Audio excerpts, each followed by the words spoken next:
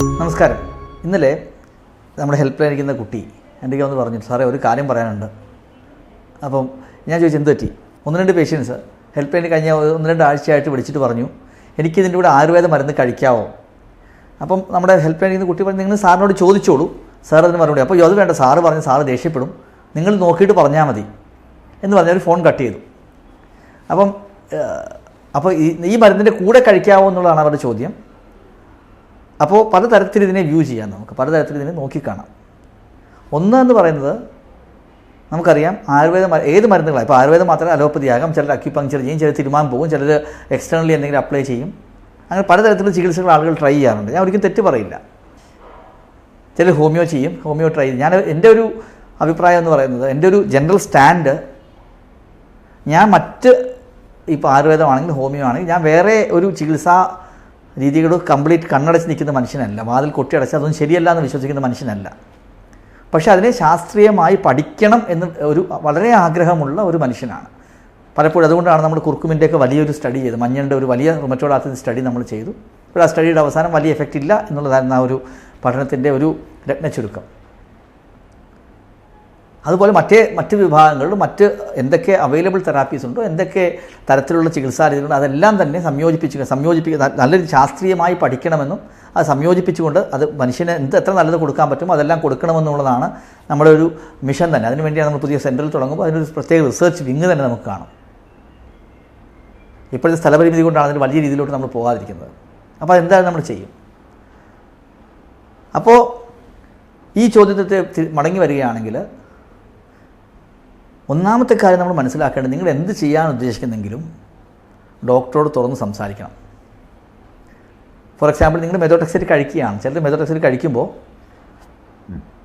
Rheumatoid ആർത്രൈറ്റിസോ SLEക്കൊക്കെ മെതോട്രെക്സേറ്റ് ഗുളിക കഴിക്കുമ്പോൾ നിങ്ങൾക്കത് കഴിക്കുമ്പോൾ ഛർദിലുണ്ട്. ചിലപ്പോൾ ശനിയാഴ്ച 2 ഗുളിക കഴിക്കാനാണ് പറഞ്ഞേക്കുന്നത്. 10 മില്ലിഗ്രാം 20 മില്ലിഗ്രാം ഗുളിക കഴിക്കുമ്പോൾ നിങ്ങൾക്ക് ഛർദ്ദിക്കാൻ വരുന്നു, ഓക്കാനം വരുന്നു, ക്ഷീണം വരുന്നു, ഞായറാഴ്ച തീരെ വയ്യ. അപ്പോൾ നമ്മൾ എന്ത് ചെയ്യും? ആ ഡോസ് കുറച്ച് കഴിക്കും. 10 കഴിച്ചപ്പോൾ എനിക്ക് കുഴപ്പമില്ല, 15 കഴിച്ചപ്പോൾ കുഴപ്പമില്ല, 15 വരും. അപ്പോൾ ഡോക്ടറോട് മിണ്ടത്തില്ല. അങ്ങനെ വരുമ്പോൾ എന്ത് പറ്റും? ചിലപ്പോൾ അസുഖം കൂടി വരും. ആ കാര്യം ഇവിടെ. അപ്പോൾ ശരിക്കും നമുക്ക് എന്താ ചെയ്യാവുന്നത്? ഈ 10 മില്ലിഗ്രാം കഴിക്കുമ്പോൾ നിങ്ങൾക്ക് ഛർദിലുണ്ടല്ലോ, 20 കഴിക്കുമ്പോൾ ഛർദിലുണ്ട്, 10 ആക്കാം, 10 5 ആക്കാം, അത് എല്ലാം നിർത്താം, വേറെ മരുന്നിലോട്ട് മാറ്റാം. കുറേ ഓപ്ഷൻസ് ഇപ്പോൾ അവൈലബിൾ ആണ്. അപ്പോൾ അത് എന്ത് കാര്യവും ഡോക്ടറോട് തുറന്ന് സംസാരിക്കുക. അതുപോലെ തന്നെയാണ് ആയുർവേദത്തിൻ്റെ കാര്യത്തിലും. അല്ലെങ്കിൽ നിങ്ങളിപ്പോൾ ആയുർവേദം എന്നല്ല, വേറെ എന്തെങ്കിലും ഒരു ഇത് ചെയ്യാനുള്ള ഒരു തെറാപ്പി നിങ്ങൾക്ക് ഇപ്പോൾ അക്യുപങ്ക്ചർ ചെയ്യണം. ചിലർക്ക് പറയും ഹോമിയോ എനിക്ക് ട്രൈ നോക്കിയാൽ കൊള്ളാം, ഇതിൻ്റെ കൂടെ തന്നെ ഞാൻ കൊണ്ടുപോയിക്കോട്ടെ ഡോക്ടറെന്ന് ചോദിക്കും. അപ്പോൾ ഞാൻ അവരോട് പറയുന്ന ഒരു പ്രധാനപ്പെട്ട കാരണം, അത് ഏത് അസുഖമാണെന്ന് തീരുമാനിച്ചിട്ടാണ് നമ്മൾ പലപ്പോഴും പറയുന്നത്. ഫോർ എക്സാമ്പിൾ SLEക്കൊക്കെ ആണെങ്കിൽ ഇപ്പോൾ ലിവർ ഇൻവോൾവ്മെൻ്റ് ഉണ്ട്, കിഡ്നിക്ക് ഇൻവോൾവ്മെൻ്റ് ഉണ്ട്. വളരെ സിവിയർ ലൂപ്പസ് ആണെങ്കിൽ അതിൻ്റെ ഇപ്പോൾ ചെയ്യേണ്ട എന്നുള്ളതായിരിക്കും നമ്മളിപ്പോൾ കൊടുക്കുന്ന ഒരു ഇൻസ്ട്രക്ഷൻ. രണ്ടാമത്തെ ഇൻസ്ട്രക്ഷൻ വളരെ ഇമ്പോർട്ടൻ്റ് എന്ന് വെച്ചാൽ, ഏത് അസുഖമാണ്, ഏത് തീവ്രതയിലാണ്, എത്ര കൺട്രോൾ ആണെന്നനുസരിച്ചിട്ടാണ് ഉദ്ദേശിക്കുന്നത്. ഫോർ എക്സാമ്പിൾ, റുമറ്റോയ്ഡ് ആർത്രൈറ്റിസ് പേഷ്യൻ്റാണ്, പൂർണ്ണമായ അസുഖം കൺട്രോളിലാണ്, നമ്മൾ ഗുളിക കുറച്ചുകൊണ്ടിരിക്കുന്ന സ്റ്റേജിലാണ്. അപ്പോൾ ചില ആളുകൾ ചോദിക്കും, ഡോക്ടർ എനിക്കൊന്ന് തിരുമിയാൽ കൊള്ളാമെന്നുണ്ട്, കുറച്ച് എണ്ണ തിരുമലാണ് ഞാൻ ചെയ്തോട്ടെ. ഞാൻ എണ്ണ തിരുമലിനോ നല്ലൊരു ആയുർവേദ ഡോക്ടറിനെ കണ്ട് ചെയ്യുന്ന രീതി ഞാൻ ചിലപ്പോൾ പറയാറില്ല. കാരണം തിരുമലിനൊന്നും വലിയ സൈഡ് എഫക്റ്റ് ഉണ്ടാകാൻ സാധ്യതയില്ല. കാരണം നല്ല രീതിയിൽ ചെയ്യും, ചവിട്ടി തിരുമും അങ്ങനെയുള്ള തിരുമൽ ഞാൻ വളരെ കൂടുതൽ റെക്കമെൻഡ് ചെയ്യാറില്ല. കാരണം അറിയാത്ത ആളുകൾ തിരുമിയിട്ട് കഴുത്തൊക്കെ ഒടിഞ്ഞു പോയ ആളുകളെ എനിക്കറിയാം. അപ്പോൾ ഞാൻ ഒരിക്കലും അത് റെക്കമെൻഡ് ചെയ്യില്ല. അറിയാവുന്ന ആളുകൾ കറക്റ്റായിട്ട് ചെയ്യുന്നു, ആയുർവേദ ഡോക്ടറെ കണ്ടിട്ട് കറക്റ്റായിട്ട് മരുന്ന് കഴിക്കുന്നതിൽ എന്തെങ്കിലും ഒരു നല്ല രീതിയിൽ പോകുന്ന ഒരു ആൾക്ക് ചെറിയ എന്തെങ്കിലും സുഖചികിത്സയൊക്കെ ചെയ്യണം എന്നൊക്കെ പറയാൻ ഞാൻ എതിര് പറയാറില്ല. അവരത് ചെയ്ത് കുറേ ആളുകളത് ബെനിഫിറ്റ് വരുന്നത് ഞാൻ കണ്ടിട്ടുമുണ്ട്. പക്ഷേ വാട്സാപ്പ് യൂണിവേഴ്സിറ്റിയിൽ വരുന്ന അത് ട്രൈ ചെയ്ത് നോക്കട്ടെ, ഇത് ട്രൈ ചെയ്ത് നോക്കട്ടെ, അല്ലെങ്കിൽ വാട്സാപ്പിൽ നമ്മുടെ അപ്പുറത്തെ വീട്ടിലെ ചേച്ചി അയച്ചു, നമ്മുടെ കുടുംബ ഗ്രൂപ്പിൽ ഇത് വന്നു, സിഡാർഹുഡ് ഓയിൽ കഴിച്ചാൽ അത് ശരിയാകും, അതൊക്കെ വലിയ തട്ടിപ്പാണ്. ഒരിക്കലും ഒരു ട്രസ്റ്റഡ് സോഴ്സിൽ നല്ല ഡോക്ടറെ കണ്ടിട്ട് എന്തെങ്കിലും ചികിത്സ ചെയ്യുന്നതിൽ വലിയ കുഴപ്പമില്ല. പക്ഷേ നമ്മൾ മനസ്സിലാക്കേണ്ട പ്രധാനപ്പെട്ട കാര്യം ഏത് ആയുർവേദ മരുന്നുകളും എല്ലാം നമ്മുടെ ഹെർബൽസിൽ നിന്നുണ്ടാകുന്ന മെഡിസിൻസാണ്. നമുക്കറിയാം ചെടികളിൽ നിന്നൊക്കെ ഉണ്ടാകുന്ന മെഡിസിൻസാണ്. ഇതിലും കെമിക്കൽസ് ഉണ്ട്. അപ്പോൾ ഈ മരുന്നും നമ്മൾ റിയാക്ഷൻ ഉണ്ടാകാനുള്ള സാധ്യത എപ്പോഴും ഉണ്ട്. അത് നമ്മൾ എപ്പോഴും മനസ്സിലാക്കണം. നമ്മൾ ഡോക്ടറോട് പറയാതെ കഴിച്ചു കഴിഞ്ഞാൽ എന്താ പ്രശ്നം? ചിലപ്പോൾ SGPT ഒക്കെ കറക്റ്റായിട്ട് പോയിക്കൊണ്ട് SGPT ഒരു ദിവസം 400 വന്നു.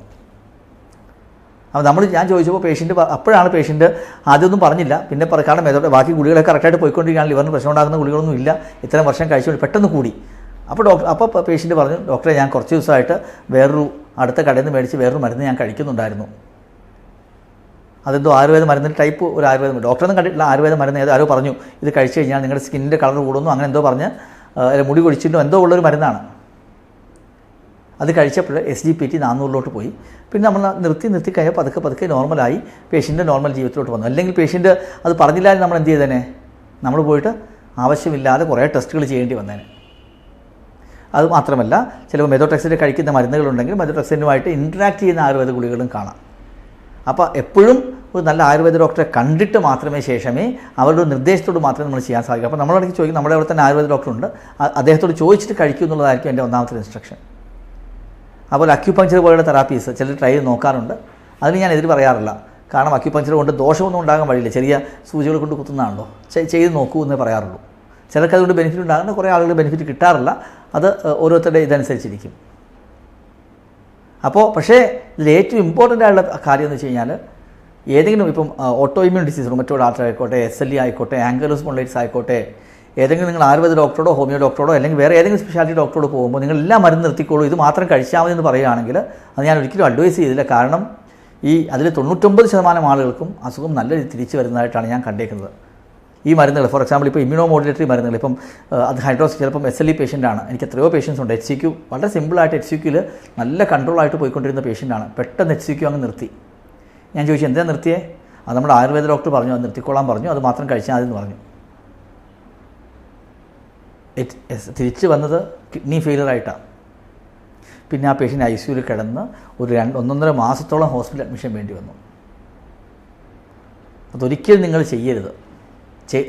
ഇതിൻ്റെ കൂടെ വേണം കഴിച്ച് നിങ്ങളുടെ ഡോക്ടറോട് നിർദ്ദേശത്തോട് ഓപ്പണായിട്ട് ഡിസ്കസ് ചെയ്ത്, ഇപ്പോൾ ആയുർവേദം ചെയ്യണമെന്ന് നിങ്ങൾക്ക് ആരെങ്കിലും പറയുകയാണ് അതിൻ്റെ കൂടെ ചെയ്യണം, അല്ലെങ്കിൽ ഹോമിയോ ചെയ്യണം, അല്ലെങ്കിൽ വേറെ ഇതിന് ചെയ്യണം എന്ന് പറയുകയാണ്, ഇന്ന് വേറെ ഡോക്ടറുണ്ട്, അവിടെ പോയി കാണിച്ച് നിങ്ങളുടെ ഡോക്ടറോട് ഡിസ്കസ് ചെയ്യുക. ഡോക്ടർ എന്നതാണ് എൻ്റെ പ്രശ്നം, എനിക്കിങ്ങനെ പറയുന്നുണ്ട്, ഡോക്ടറുടെ അഭിപ്രായം എന്താണ്. മിക്കപ്പോഴും നമ്മുടെ സെൻറ്ററിലാണ് നമ്മളതിൻ്റെ പ്രോസ് ആൻഡ് കോൺസ് വളരെ വ്യക്തമായിട്ട് പറഞ്ഞു തരും. അപ്പോൾ നിങ്ങൾക്ക് വെൽ ഇൻഫോംഡ് ആയിട്ട് കാര്യങ്ങൾ കാര്യസഹിതം അതിൻ്റെ എന്താണ് നല്ല വശങ്ങൾ, എന്താണ് ദൂഷ്യവശങ്ങൾ, എന്തൊക്കെ നമുക്ക് ചെയ്യാം, നിങ്ങൾക്കൊരു ക്ലാരിറ്റി ഓഫ് തോട്ട് കിട്ടും. ആ ക്ലാരിറ്റി ഓഫ് തോട്ടോടുകൂടി പോയി കഴിഞ്ഞാൽ നിങ്ങൾക്ക് എന്ത് ചെയ്യാൻ സാധിക്കും, നിങ്ങൾക്ക് അതിൻ്റെ ബെറ്റർ ആയിട്ടുള്ളൊരു ഔട്ട്കം കിട്ടും. മാത്രമേ ഡോക്ടർക്കും അറിയാൻ സാധിക്കും ഈ മരുന്ന് കൂടി കഴിക്കുന്നുണ്ട്, അപ്പോൾ ഇന്ന പ്രശ്നങ്ങൾ ഉണ്ടാകാൻ സാധ്യതയുണ്ട്, നമ്മൾ നോക്കണം. അപ്പോൾ നിങ്ങൾ കമ്പൈൻ ചെയ്യണമെന്നുണ്ടെങ്കിൽ തന്നെ അത് ഡോക്ടറോട് വളരെ വിശദമായ ഡിസ്കഷന് ശേഷം പ്രോസ് ആൻഡ് കോൺസ് നോക്കി എന്താണ് മരുന്ന് കഴിക്കുന്നത്, അത് നിങ്ങളുടെ അസുഖത്തിൽ എന്താണ് ഇമ്പാക്റ്റ് ചെയ്യാൻ സാധ്യത, നിങ്ങളുടെ വേറെ മരുന്നുകളുമായിട്ട് എന്തെങ്കിലും ഇൻട്രാക്ട് ചെയ്യുമോ തുടങ്ങിയ ഒരു ഡിസ്കഷൻ നടത്തിയ ശേഷം മാത്രം ഒരു തീരുമാനത്തിലേക്ക് പോവുക. അങ്ങനെ ചെയ്ത് കഴിഞ്ഞാൽ വലിയ കുഴപ്പമില്ലാത്ത രീതിയിൽ മുന്നോട്ട് പോകാൻ സാധിക്കും. പക്ഷേ നിങ്ങൾ ഡോക്ടറായിട്ട് ഹൈഡ് ചെയ്ത് വെച്ച് ഇവിടുത്തെ മരുന്നുകളും അവിടുത്തെ മരുന്നുകളും എല്ലാം കൂടി കൊഴിച്ച് മിക്സോപ്പ് ചെയ്ത് ആവശ്യമില്ലാതെ മരുന്നുകൾ നിർത്തി അതും ഇതും നിർത്തി ആകപ്പാടെ കുളവാകുന്നത് ഒരിക്കലും നമുക്ക് അത് നിങ്ങളുടെ ഒരു നല്ലതായിരിക്കില്ല, മാത്രമേ അത് ആവശ്യമില്ലാത്ത കോംപ്ലിക്കേഷനിലേക്ക് പോവുകയും ചെയ്യും.